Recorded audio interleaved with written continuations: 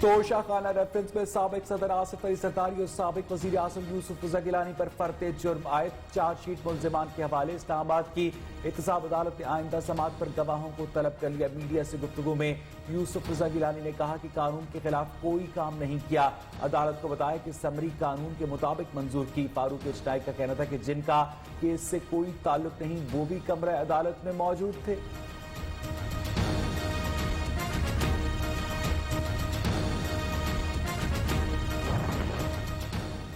توشہ خانہ ریفرنس میں نواز شریف اشتہاری قرار، احتساب عدالت اسلام آباد نے سابق وزیر اعظم کا کیس الگ کر دیا۔ منقولہ اور غیر منقولہ جائیداد کی تفصیلات 7 دن میں مانگ لیں۔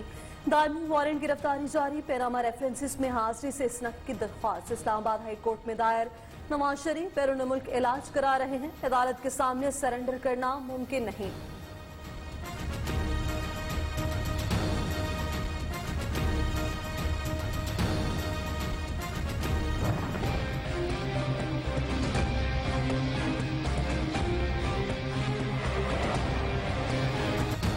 میگا منی لانڈرنگ اور پاک لین کمپنی ریفرنس میں آصف زرداری پر فرد جرم 17 ستمبر تک مؤخر۔ احتساب عدالت اسلام آباد کا سابق صدر کا ریفرنس خارج کرنے کی درخواست پر نیب کو نوٹس۔ قومی احتساب بیورو کی مخالفت موقف اپنایا کہ فرد جرم کی تاریخ مقرر، سابق صدر تاریخی حربے استعمال کر رہے ہیں۔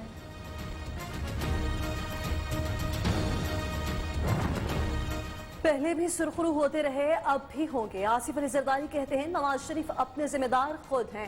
شہباز شریف کہتے تھے سڑک پر گھسیٹیں گے، انہیں معاف کر دیا۔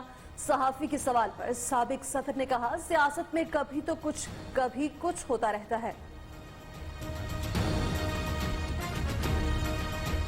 رضائی صاحب، شہباز شریف صاحب کہتے تھے ہم گھسیٹیں گے آپ کو، آئے تھے آپ کے پاس، آپ نے معاف کر دیا انہیں سر؟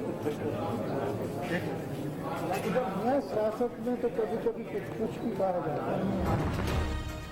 الیکشن کمیشن میں فریال تالپور کے خلاف نااہلی کیس کی سماعت، معاون وکیل نے فاروق اجتماعی کی نیب عدالت میں مصروفیت سے آگاہ کیا۔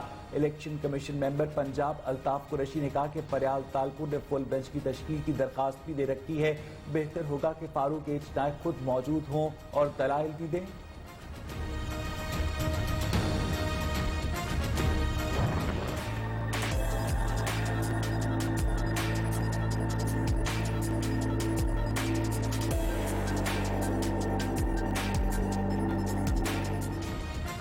شہباز شریف خاندان کے عربیہ شوگر ملز اور جہانگیر ترین کی فاروقی بلک کمپنی کے خلاف کارروائی نہ کی جائے۔ لاہور ہائی کورٹ نے ایف آئی اے کو شوگر انکوائری کمیشن رپورٹ کی روشنی میں ہدایات جاری کر دیں۔ وفاقی حکومت سے 18 ستمبر کو رپورٹ اور شکوار جواب طلب۔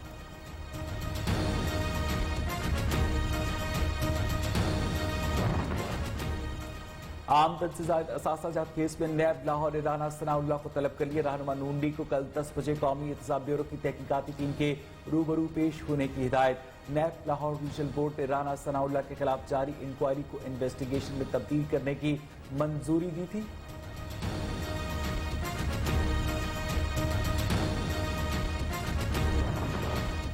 پاکستان اقتصادی مشکلات پر قابو پا رہا ہے۔ وفاقی وزیر اطلاع شبلی فراز کہتے ہیں پرامن مذاکرات کے ذریعے مشکلات کا حل نکالنا سکھایا گیا۔ مذاکرات اور بھائی چارے کے فروغ سے معاشرے کو بہتر کیا جا سکتا ہے۔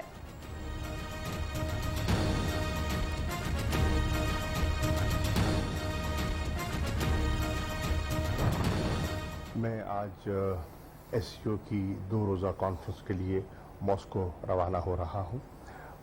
اس اجلاس میں ہمارے خطے کے اہم ممالک شامل ہوں گے اور موقع ملے گا تبادلہ خیال کا۔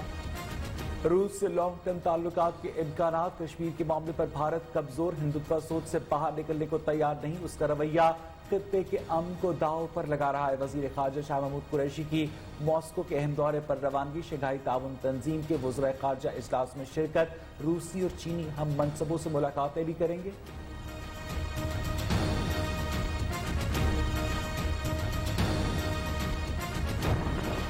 وزیر اعلیٰ سے پنجاب کے نئے انسپکٹر جنرل پولیس انعام قانی کی ملاقات، عثمان بزدار کے صوبے میں امن و امان کی صورتحال کو مزید بہتر بنانے کے حوالے سے ہدایات۔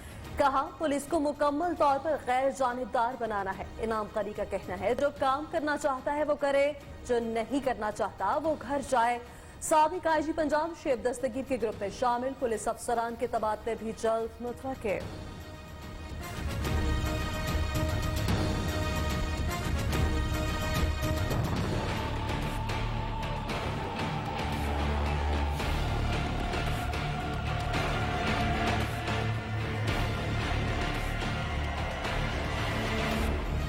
سابق آئی جی پنجاب شعیب دستگیر نے تاحال عہدے کا چارج نہ چھوڑا۔ سرائے کے مطابق گزشتہ روز حکومت نے شعیب دستگیر کو تبدیل کر کے انعام غنی کو آئی جی تعینات کیا۔ نئے تعینات ہونے والے آئی جی کی سلامی تقریب تاخیر کا شکار۔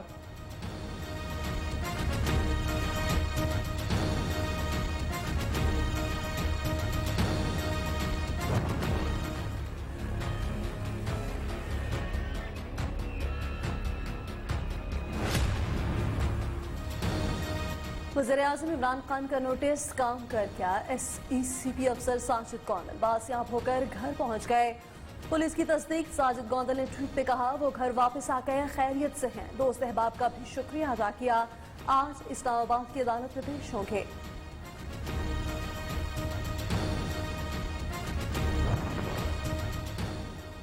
وزیر اعلیٰ پنجاب سے ایپ سب کے chairman professor doctor Chaudhry Abdul Rahman کی ملاقات۔ اعلیٰ تعلیم کے فروغ کے حوالے سے تبادلہ خیال۔ عثمان بزدار نے کہا کہ تعلیم کے فروغ کے لیے پرائیویٹ سیکٹر کا کردار لائق تحسین ہے۔ ہائر ایجوکیشن اصلاحاتی کمیٹی کا اجلاس جلد بلایا جائے گا۔ خود ریفارمز کمیٹی کے امور کا جائزہ لیں گے۔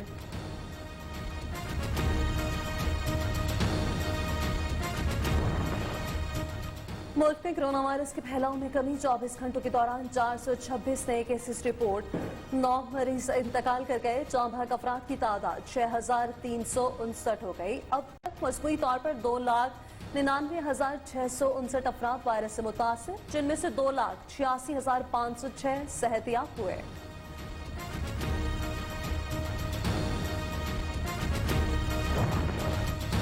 دنیا بھر میں کرونا وائرس سے 9 لاکھ سے زائد اموات۔ امریکہ سب سے زیادہ متاثر ہوا، 1,94,000 مریض انتقال کر گئے۔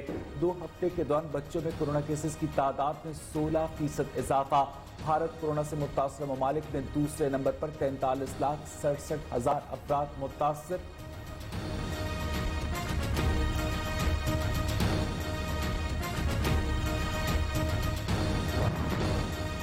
بہاول نگر کے رورل ہیلتھ سینٹر میں طبی امداد نہ ملنے پر کھلے آسمان تلے بچے کی پیدائش۔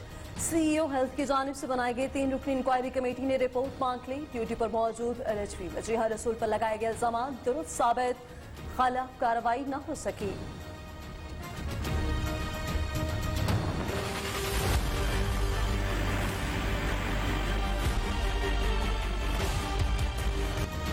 پنجاب اور سندھ میں حالیہ بارشوں کے باعث سیلاب کی تباہ کاریاں۔ جھنگ کے مقام پر دریائے جہلم طغیانی، درجنوں دیہات زیر آب آ گئے۔ چیچا وطی میں دریائے راوی میں پانی کے بہاؤ میں اضافہ، متعدد گھر دریا پرد ہو گئے، فصلیں متاثر ہوئیں۔ اچ شریف میں دریائے چناب کا پانی سیلاب زدہ علاقوں میں موجود، متاثرہ افراد کو نکالنے کا عمل جاری۔ صادق آباد، جامپور، رجحان اور دیگر علاقوں میں درجنوں بستیاں اور فصلیں زیر آب۔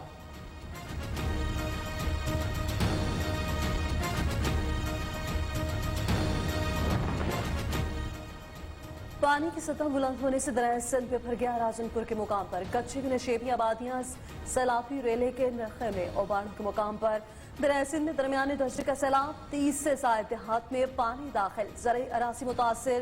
کشمور کے مقام پر گڈو بیراج میں پانی کی سطح میں مسلسل اضافہ، کچے کے 15 سے زائد دیہات زیر آب۔ جھڈو میں سیم نالے میں پانی کی سطح ایک بار پھر بلند ہونے لگی۔ گاؤں سطح چانیوں کے قریب 150 فٹ چوڑا شگاف پڑ گیا۔